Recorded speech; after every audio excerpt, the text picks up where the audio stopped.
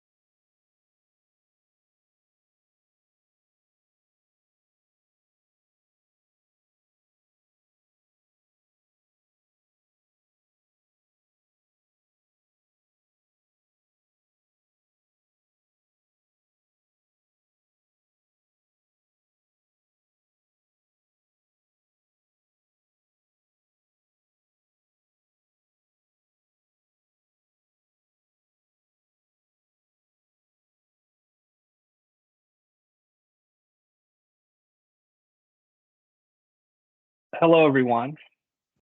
My name is Larry Fiorini. Dean wanted me to pass on to everyone who knows Dean. He is having great technical difficulties. He should be logging on in a couple minutes.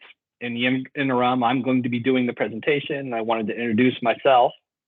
Once again, my name is Larry Fiorini. I joined Flagship Financial in January of 2021 to partner with Dean. I've been in the business for 30 years, a vice president with Flagship Financial, and I look forward to guiding you through this presentation. The presentation will be recorded, and if everyone could hold questions until the end, that would be much appreciated. If you feel compelled, though, during the presentation that you have a question on a slide that you would like answered, feel free to ask it at that moment. We will now start the presentation. Thank you.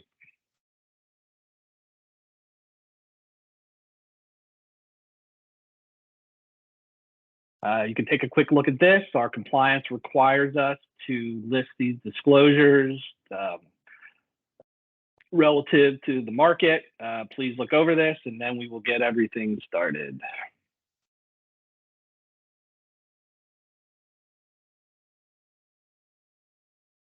Today's agenda, 4 main topics. We're going to cover the first half performance of the U.S. markets. We're going to talk about market forces and what effect that will have on the second half outlook. We're going to talk about what's going on now and what's ahead for the rest of the second half of 2023.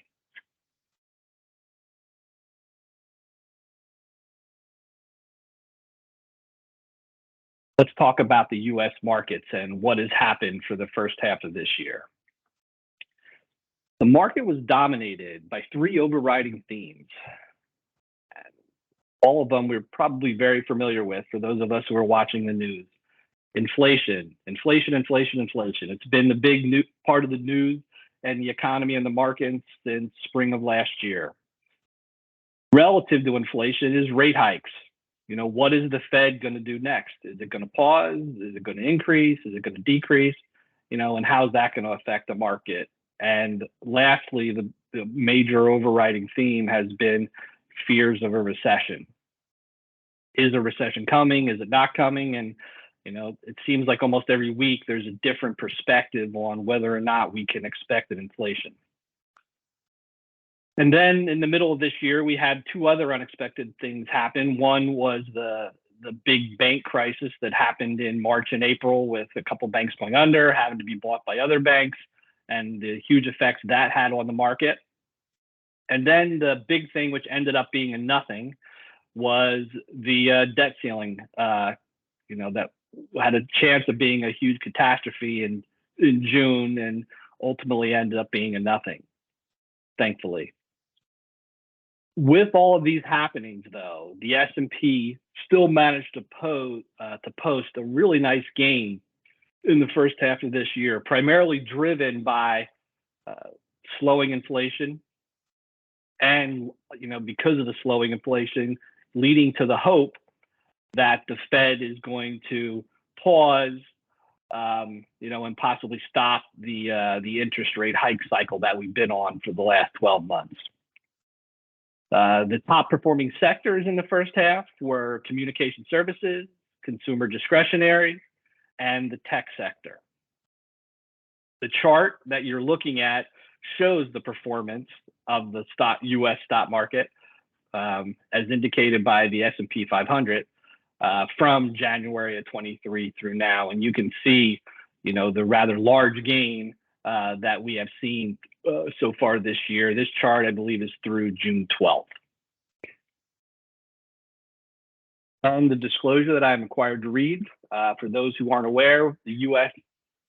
Stock market, the S&P 500 Composite Index, is generally considered a representative of the U.S. stock market. Index performance is not indicative of past performance of any particular investment. Past performance does not guarantee future results, and individuals cannot directly invest in an index.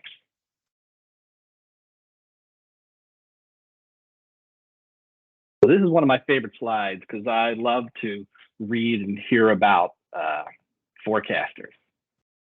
So we've talked a lot about what the S&P has done already this year.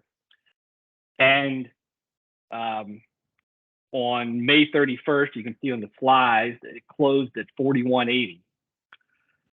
We look at the top, I don't say the top, but 5 of the top firms, in our country that forecast where they believe the S&P is going to be a year from now. So in December 31st of 22, the S&P closed at 3840. Morgan Stanley, UBS, Wells Fargo, RBC, Goldman Sachs, all of them combined, their forecast range was between 3,600 and 4,000.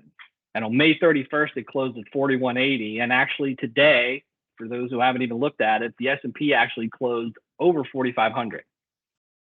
So as we can see, the expert forecasters were not even close to what the market has actually done so far this year. Once again, it doesn't guarantee what's going to happen for the rest of the year, but I always find it interesting how they gather all their information, they're experts, they get together and discuss, and they come up with these forecasts. And more often than not, this is the case where the market results end up being not indicative of what the forecasters are going to say, which is, in my opinion, it just tells you how difficult it is with all the information and what's going on with inflation and economic growth and overseas, how difficult it is to forecast, what the market's going to do.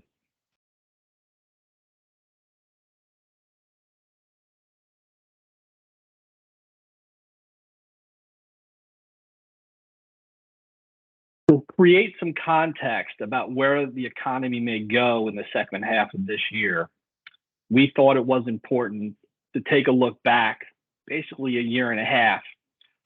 This slide is something that's produced every month by one of the investment firms that we partner with, and it's a great slide that takes into account 20 different economic and financial indicators. And as you can see, going back to January of 2022, the way you read it, they call it speedometers, and the way you read it, you want the arrow all the way to the right. That means it's a very positive outcome, and what the expectations are positive. When it's kind of in the middle, the arrow, it's neutral, and then if it's red, it's negative. So in January of 22, everything was for the most part, was very positive, except for some political concerns and what was going on international. International, a lot of the time, shows up as a negative in these kind of reports. Then we fast forward to January of 23, a year later. You can look at you can see all green, pointing to the right. You go a year later, all yellow and red. Virtually nothing positive, which I find intriguing because last year, everything is green and we end up having one of the worst markets in the last 10 years. This year, January of 23, everything is all yellow and red, and we're having a spectacular year so far with the market. Even if we look at these economic and financial indicators through June of this year, still all yellow and red, and the last couple of weeks of the market, have been very, very good. So what I want you to take away from this is when people are, hearing the news and market and what's going on with economic and the financial indicators, that the market, especially now, is very disjointed from what is currently happening with the economy. And we're going to get into it a little later in this presentation to talk about how the market is not so much a measure of what's currently happening as is much more of a measure of what's going to happen in the future.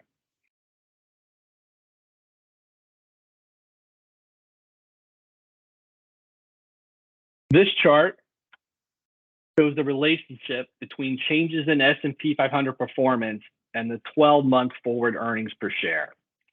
So corporations have net earnings, and one of the ways that strategists and economists track it is their amount of earnings divided by the number of shares they have, and it comes up with the earnings per share. And what this chart shows is that it's looking over the last 10 years, that generally earnings and the S&P 500 tend to kind of parallel each other. But since COVID, that has not been the case. Stock prices have skyrocketed and earnings have not kept pace with that. So is it a forecaster of anything to happen? Not necessarily, but it's something to take a look at and be aware of.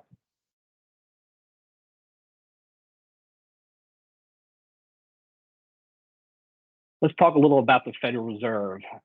The Federal Reserve has three primary functions. It's to create an effective payment system for the U.S., regulate all banks and bank operations, and what everybody's probably most familiar with now is it sets monetary policy. What does setting monetary policy mean? Setting monetary policy means optimizing maximum employment, trying to keep prices stable, and also moderate long-term interest rates.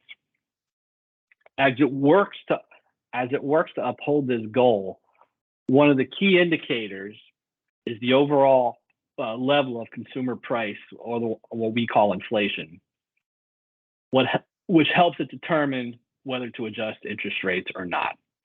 The Fed has stated that it would like to see that number in the 2% range. If you look at the charts, the number that the media reports, or you'll see in the paper, when they're talking about inflation and it's up or down, generally they're talking about the top number, the year-over-year numbers. And that number has come down substantially from where it was in the spring of last year when it was, hitting these 9% numbers. It has come down all the way to 5. This is 4.9, and it's still right around that number through the end of June. The inflation rate month over month is a much different number, and that number, you can see it's kind of been volatile. It was dropping, then it went back up, and it was dropping, and it went back up. A little bit has to do with seasonality, but it shows that we're not completely out of the woods yet, that the inflation problem is not over. And I'm sure most of you are aware of that because you go to the store and you buy stuff and you notice the prices are not dropping. If anything, they are continuing to go up.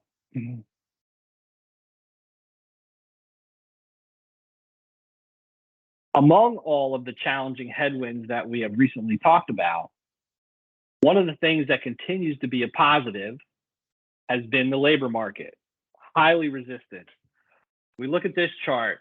The gray line is unemployment numbers. You see the big spike in unemployment that happened during COVID and how low it is now, actually under 4 compared to job openings.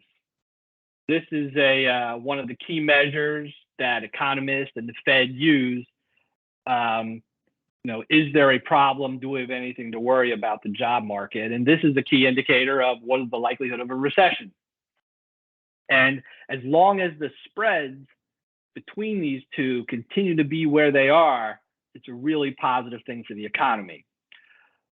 But it's not necessarily a positive thing for inflation, because so much of inflation is driven by consumer spending. And with that spread being so high, it's another thing that the Fed looks at, and should we be raising interest rates more?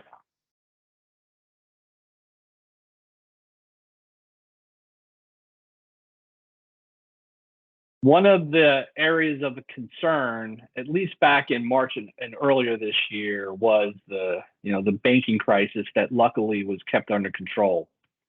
Back in March and April, there was multiple banks that had major problems. Created a runoff of people pulling their money out of banks. And there is a system that the Fed institutes, and they call it the financial stress process that they go through. It's called the KCFSI. It's a monthly this is a complicated little thing. It's a monthly composite index of 11 variables reflecting stress in the U.S. financial system. These variables fall into two broad categories: average yields and measures based on the actual or expected behavior of asset prices. And in terms of bank asset prices, is their loan portfolios. If you're looking at this chart, you see a 1 on the very top and a dotted line kind of going across. We want this yellow line to be below that. When it gets over that, that's bad, and that means there's problems in the banking system. And it skyrocketed in that March and April timeframe, and it has been going down, and it's been continuing to go on down since, which is why we've seen some recovery in the market and in that sector, the banking and financial sector. But it's still hanging out there, and when I speak with clients, I know there's still some worries about there. Is our bank next?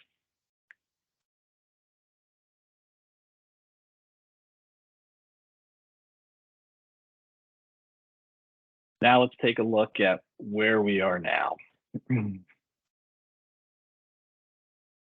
So the three factors that we're going to talk about are sticky inflation, is recession likely or not, and then some good news with positive earnings. The first factor is inflation.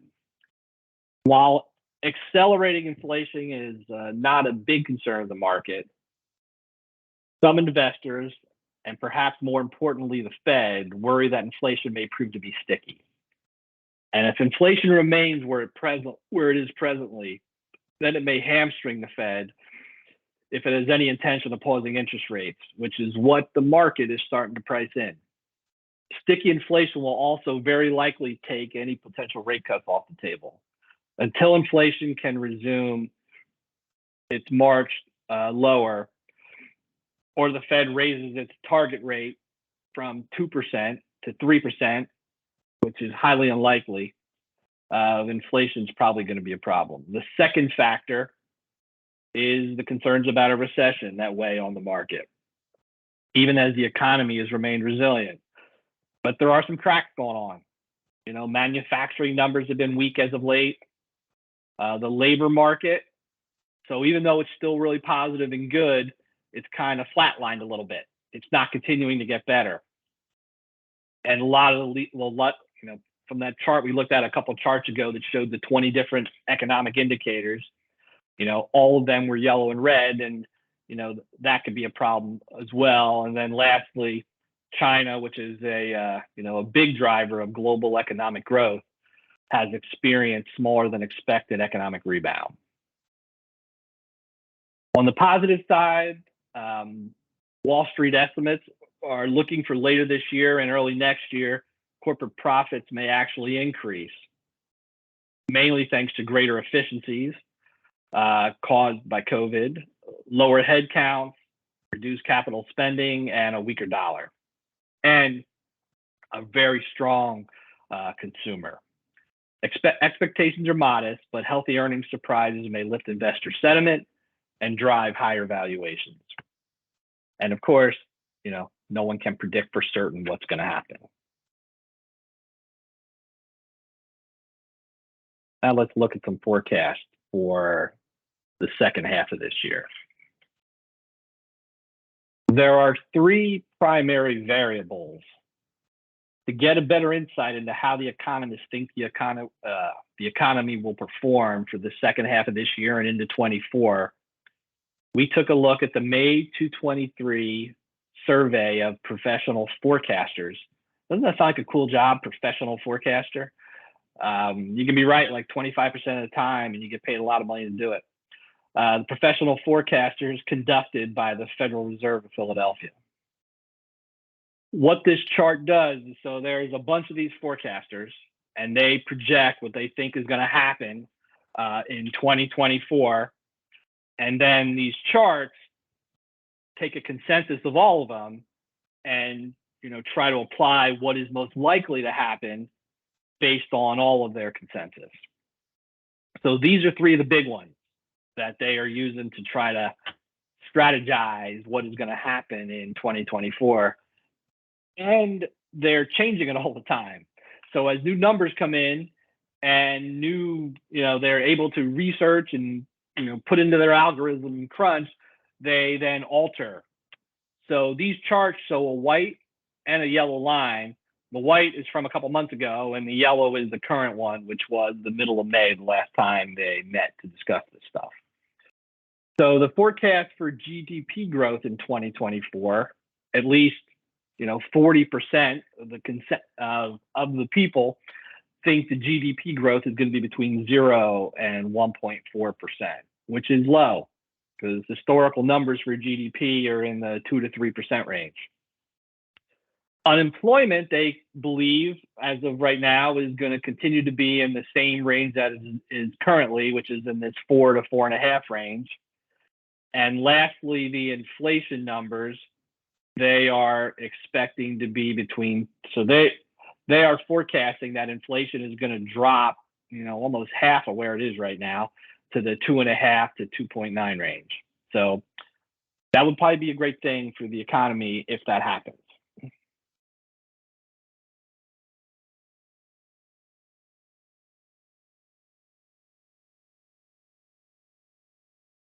Another indicator, and this is less the Fed and the government and more strategists who are trying to forecast, and we saw how that worked out at the beginning of this year, who are trying to forecast where the S&P is going to go from here.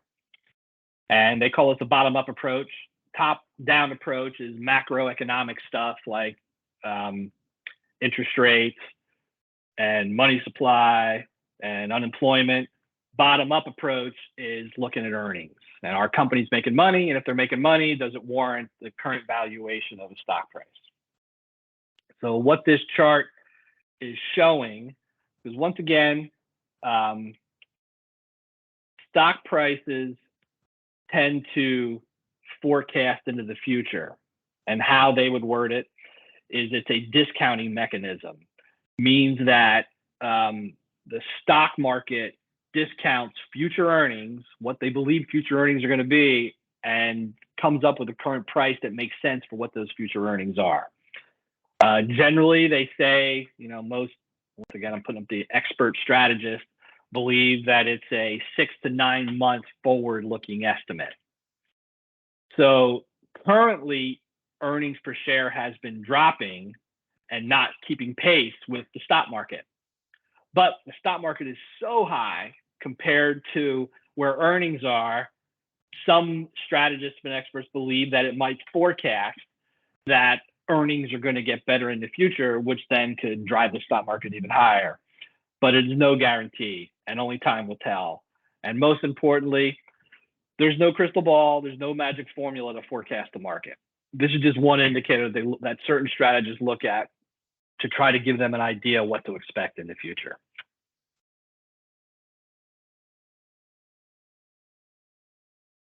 So this chart shows projected another way to look at earnings by sector. And so this is for 2023. The last charts were looking forward into 2024. This shows how much earnings have been cut. So we looked at that chart that showed S&P going up and earnings going down. It's because they keep revising earnings and lowering their forecast for what earnings are. As soon as you walked in the house, the energy shifted. I don't know what happened to you today. I'm sorry. Somebody needs to mute. I think it's good now. Yeah, we're all set. Sorry about that. All right. Lost my train of thought. Earnings have been cut, which is reflected on that last chart that we showed.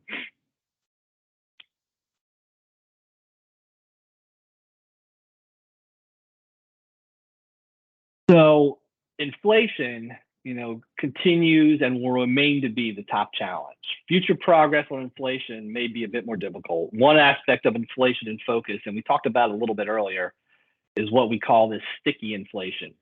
And sticky inflation includes these services and products that tend to be more resilient, and it's a lot tougher to get those prices to move and get under control.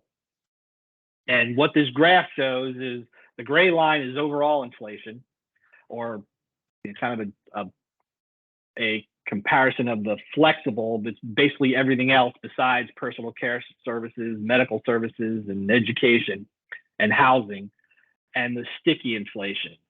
And the sticky inflation is kind of what the Fed is focused on now. And not that you guys are listening to everything the Fed Chair Jerome Powell's talking about, but the last time, and we're probably going to hear a lot about it next week when they meet, is the sticky inflation number and trying to get that under control, and not, but under control meaning go down. So it's you can see how much certain prices of certain item has dropped drastically. But these certain sectors, are not. They've gone up, and they've kind of flatlined the last couple months.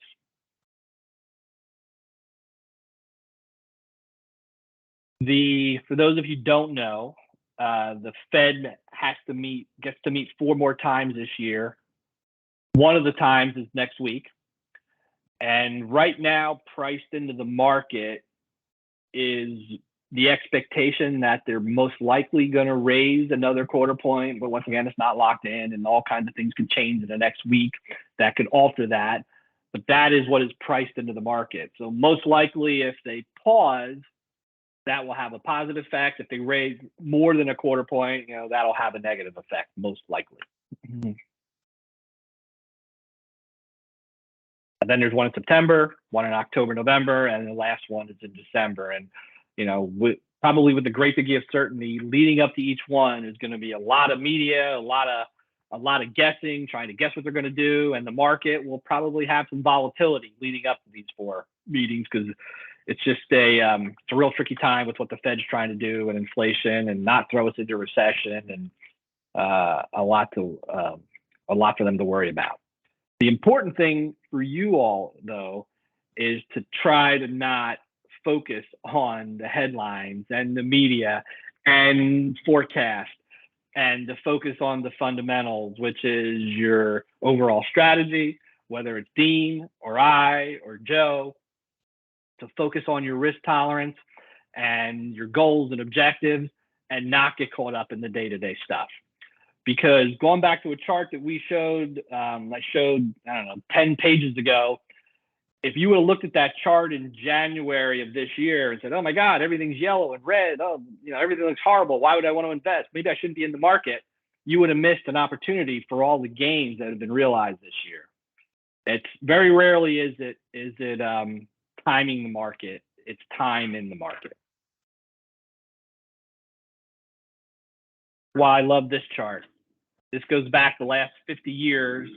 The top, the gold, is bull markets, and the bottom, the gray, is bear markets. It's a great chart. Average bull market has lasted almost 6 years. The average bear market has lasted about 15 months. The worst bear market was the 2008-2009 financial crisis. It lasted 1.1 years, and the market was down. It's a big number, It was horrible. Nobody enjoyed it. It was down 51.9%. But the best bull market lasted 12.3 years, and the market was up 582%, 10 times the worst bear market. That's why time in the market matters. Being patient, sitting through, having the time frame, risk tolerance, goals, objectives, all the things that I spoke about before. That is it for the presentation. Now we have time for questions. Dean is on the line now as well to answer any questions that you have. How are we doing this? Are we going to unmute everybody? Are they going to raise their hand? Anybody else want to answer that? How they're going to answer questions? Yeah. So first and foremost, Larry, I want to say thank you very much for presenting tonight. You did an outstanding job. Much like the individual that joined us earlier, that had an energy issue, I had an internet issue. So I apologize to everyone on the call here. So if you do have any specific questions that you're comfortable sharing with the group, please feel free to unmute yourself. It's in the upper right-hand corner, right next to the leave button on your respective, we'll call it screen for the Teams meeting here. And, Larry, myself, or Matt, you can feel free to chime in as well if you'd like to take the question. So please feel free. Question, if you're thinking that there's a question you have, I'm certain that someone else might be thinking the same thing. So please feel free to share.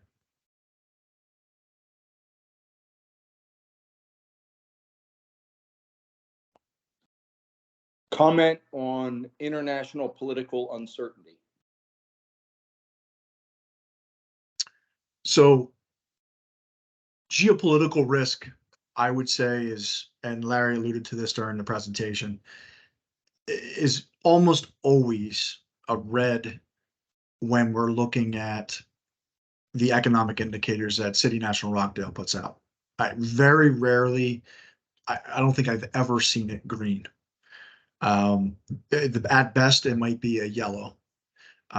There is always geopolitical risk that is going to continue to happen. I can't go back in history and not remember some level of international crisis that has happened dating back to, gosh, the Great Depression, ever since the stock market existed. So if we're looking at Russia and Ukraine, or if we're looking at China, or if we're looking at any international market, it's really hard to, I believe Monty asked that question. We could talk for 3 hours on that, Monty, separately. But one of the things that I would say is always going to be a kind of wild card is geopolitical risk. Larry, do you have anything you want to add to that, just generally? No, I agree. There's always wars. There's always oil concerns, and the big, which we talked about a little bit, is China. As China goes, so does a lot of the world's markets and pricing and everything. If China collapses, a good chunk of and it's always a worry. So I agree. I don't know that I've ever felt, as has been indicated by the market, it's been many, many, many years since international has outperformed domestic. So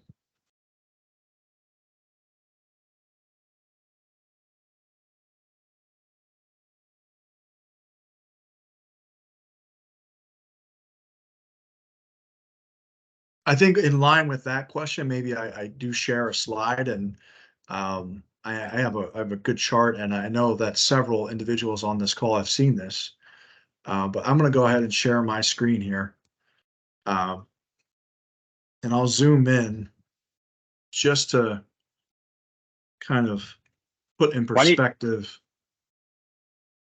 that meeting. So I think my screen should be sharing. Can everyone confirm that? Larry, can you confirm? I can see it. Okay, wonderful. So if we go all the way back this chart here is a piece that was put out, and this is more of a political piece, but it will also kind of highlight what we were mentioning. This is going back to 1934. You know, we were in the Great Depression. Well, shortly thereafter, there was a civil war in Spain. Then there was another war in Europe. Then we had France. Then we had Pearl Harbor. And if I actually rotate this, it might actually be easier to view. There we go. Now we can read rather than turning our heads. Post-war predicted, the Dow started to move, the Cold War began, we had the Berlin blockade, Soviets detonated an A-bomb, the Korean War. But if we circle back and I actually go back to this chart and looking at it the way that we should be, there is one thing that is consistent, and that is that the markets always trend upwards, no matter what is going on in the world. So there is always going to be geopolitical risk. There's no way to avoid that. You know, this is just an impactful slide that I always like to show individuals, you know, around election times. This also shows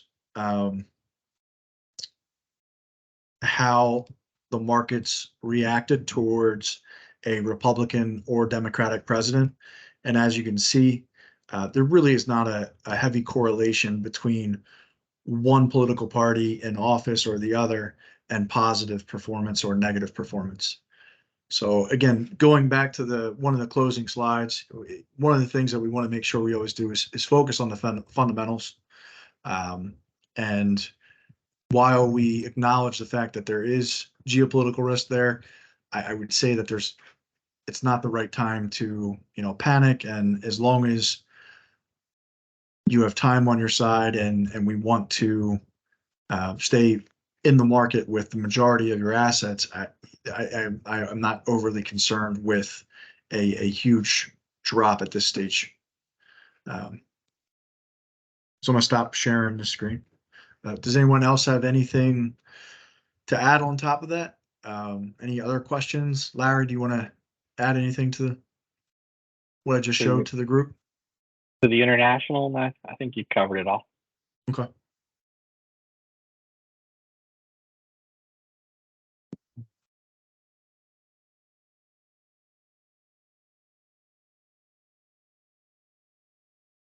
Well, if there are no further questions, there's just one thing I did want to highlight too.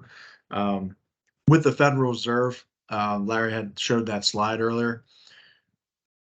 The markets like consistency. So Larry mentioned this earlier that, you know, there's already about a quarter point hike that is already built into the market.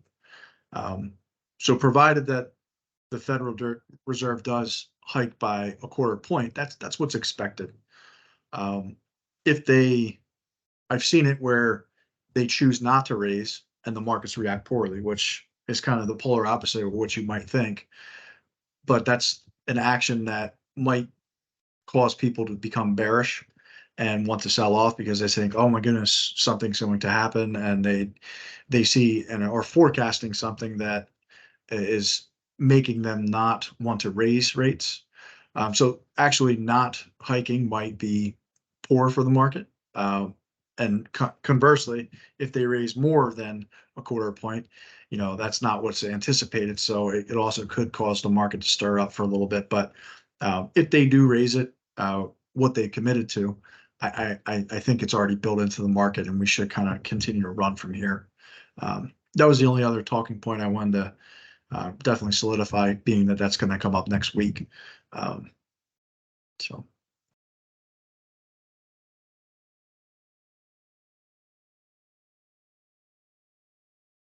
All right. Well, if we have no further questions, I want to thank Larry again for taking the ball on this one.